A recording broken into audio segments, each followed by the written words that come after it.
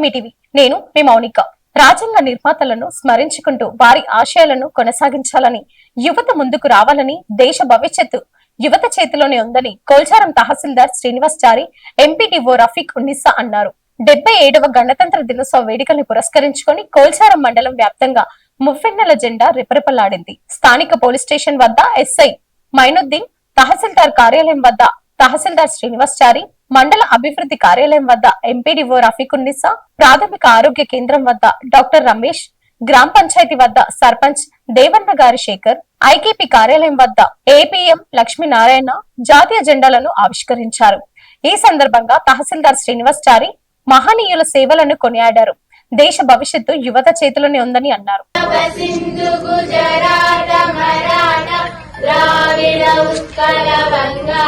विंध्य हिमाचल यमुना गंगा उच्चल जलधि तरंगा तव शुभ नामे जाने तव शुभाशिष मागे गाहे तव जय गाथा जन गण मंगलदायक जय हे भारत भाग्य विधाता जय हे जय हे जय हे जय जय जय जय हे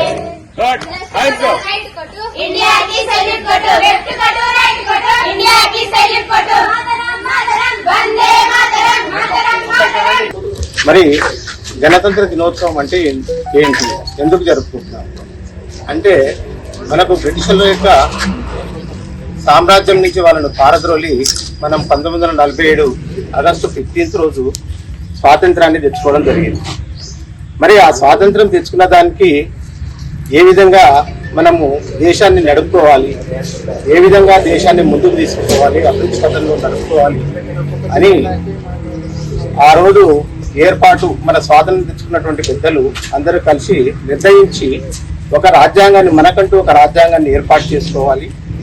ఆ రాజ్యాంగం ద్వారా మనము ప్రజలందరినీ కూడా సుఖ సంతోషాలతో అభివృద్ధి వైపు దేశాన్ని నడిపియాలని నిర్ణయించుకొని మరి ఏ విధంగా రాజ్యాంగాన్ని ఏర్పాటు చేసుకోవాలి అనే ఉద్దేశంతో డాక్టర్ అంబేద్కర్ గారి ఆధ్వర్యంలో మరి ఒక కమిటీని ఏర్పాటు చేసి ఒక రాజ్యాంగాన్ని రాయండి, పునరుద్ధరించండి అని చెప్పడం జరిగింది.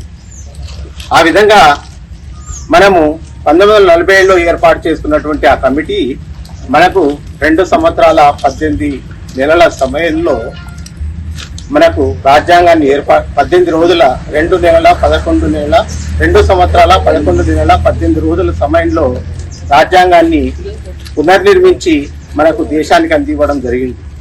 దాన్ని ఇదే రోజు 26/1950 ఆగస్టు రోజు మరి మన జాతికి అంకితం చేయడం జరిగింది. మరి ఏంది ఈ రాజ్యాంగము, ఎందుకొరకు ఏర్పాటు చేయడం జరిగింది అంటే మన దేశంలో అనేక కులాలు, మతాలు, తర్వాత ఎన్నో రకాలైనటువంటి వ్యక్తులు ఉండడం జరిగింది. వారందరికీ సమాన హక్కులు కల్పించాలి.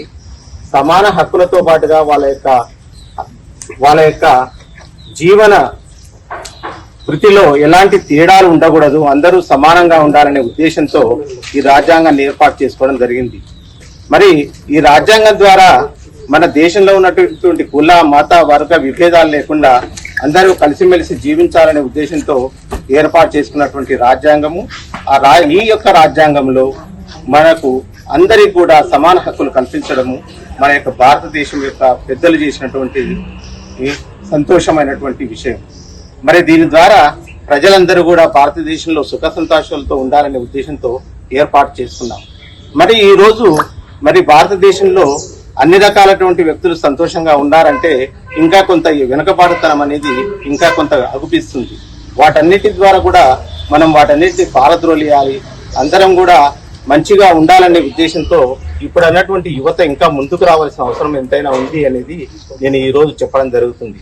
దీని ద్వారా మరి మనము యువత అందరూ కూడా ముందుకు వచ్చి ఈ యొక్క రాజ్యాంగానికి రాజ్యాంగం నిర్మించినటువంటి వ్యక్తులందరికీ కూడా వన్నె తేవడమే కాదు, దేశాన్ని ముందుకు తీసుకుపోవాలనే ఉద్దేశంతో ఏర్పాటు చేసుకున్నటువంటి రాజ్యాంగాన్ని గౌరవం దేవాల్సిందిగా కోరుకుంటూ సెలవు తీసుకుంటాను. గణతంత్ర దినోత్సవ వేడుకల్లో పాల్గొన్న CBM trust chairperson doctor Anuradha గారు హైదరాబాద్ చంపాపేటలోని సిబిఎం హాస్పిటల్లో గణతంత్ర దినోత్సవ వేడుకల్ని ఘనంగా నిర్వహించారు. ఈ సందర్భంగా జాతీయ జెండాను డాక్టర్ అనురాధ గారు ఆవిష్కరించారు. అనంతరం ఆమె మాట్లాడుతూ 1950 జనవరి 26న భారత రాజ్యాంగం అమల్లోకి వచ్చిందని, అదే రోజున మనం రిపబ్లిక్ డేగా జరుపుకుంటామని తెలిపారు. ఈ కార్యక్రమంలో సిబిఎం హాస్పిటల్ సిబ్బంది తదితరులు పాల్గొన్నారు. Thanks for watching.